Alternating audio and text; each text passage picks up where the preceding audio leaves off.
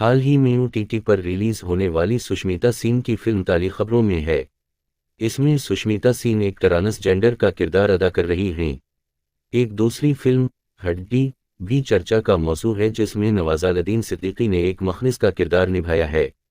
سڑک سے تالی تک بہت سی فلمیں ٹرانسجینڈرز کی زندگیوں پر بنی ہیں، مگر پھر بھی اس تعلق سے لوگوں کو تجسس رہا ہے۔ ٹرانسجینڈرز بھی عام لوگوں کی طرح انسان ہیں، مگر جہاں قدرت نے انہیں دوسروں سے مختلف بنایا ہے، وہیں مردوں اور عورتوں کے غلبہ والے سماج نے بھی ان کے ساتھ منصفانہ برتاؤ نہیں کیا اور انہیں مساوی درجہ نہیں دیا۔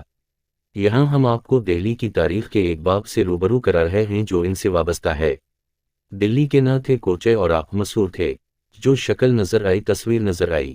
دہلی ہندوستان کی راجدھانی رہی ہے اور اس نے تاریخ کے بہت سے اتار اور چڑھاؤ کو دیکھا ہے۔ یہاں کی معروف تاریخی عمارتوں کے درمیان ایک غیر معروف تاریخی عمارت ہے ہجڑوں کی خانقاہ۔ یہ مہرولی علاقے میں واقع ہے۔ اس سے متصل ایک مسجد ہے جسے ہجڑوں کی مسجد کہتے ہیں اور ایک قبرستان بھی ہے۔ کبھی یہ جگہ وسیع وعریض ہوا کرتی تھی، مگر اب اس کا بیشتر حصہ غیر قانونی قبضہ کا شکار ہو چکا ہے۔ تیسری صنف کی روحانی تربیت کا مرکز خانقاہ اس مقام کو کہتے ہیں جہاں اہل تصوف رہتے ہیں اور لوگوں کی روحانی تربیت کرتے ہیں۔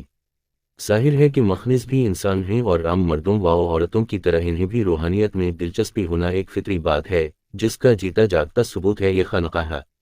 بہرحال یہ ہجڑوں کی خانقاہ ہے، جس کا نام شاید ہی آپ نے پہلے کبھی سنا ہو۔ خاص اس لیے ہے کہ جس زمانے میں مردوں اور عورتوں کی روحانی تربیت کے لیے خانقاہیں ہوتی تھیں، خواجہ سراؤں اور مخنثوں کی روحانی تربیت کے لیے یہ خانقاہ بنائی گئی تھی۔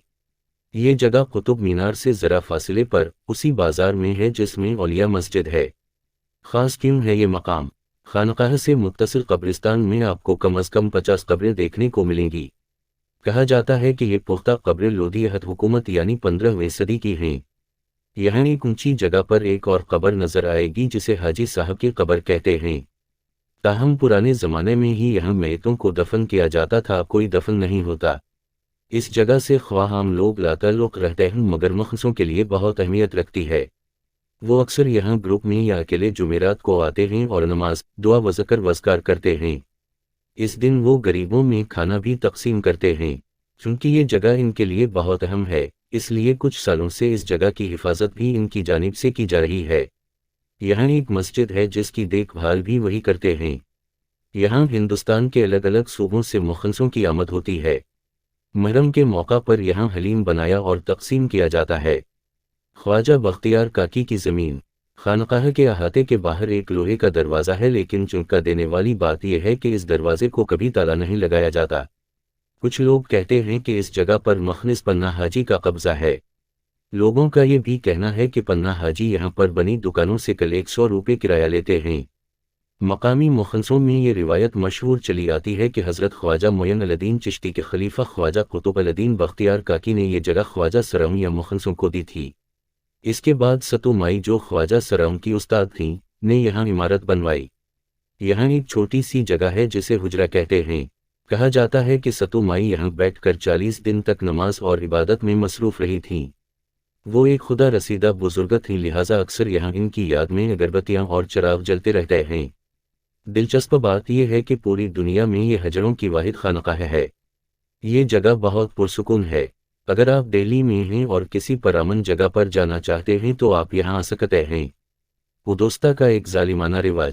اخیر میں آپ کی اطلاع کے لیے عرض ہے کہ ادوستہ میں ایک غیر انسانی رواج تھا کہ نوعمر لڑکوں کو خصی کر کے مخنث بنا دی جاتا تھا اور بڑے ہونے کے بعد ان سے محلوں کی حفاظت کا کام لیا جاتا تھا۔ انہیں زنان خانہ میں آنے جانے کی اجازت ہوا کرتی تھی۔ انہیں انین یا خصی کرنے کا مقصد یہ ہوا کرتا تھا کہ محلات کی خواتین کو کسی قسم کا جنسی گزند نہ پہنچے۔ ایسے لوگوں کو خواجہ سرا یعنی محلوں کا سردار کہا جاتا تھا۔ بعض خواجہ سرائیوں کو رتبہ حاصل ہوا اور بادشاہوں کے قریب ہی نہیں پہنچے بلکہ ان کے سیاہ و سفید میں بھی شامل رہے۔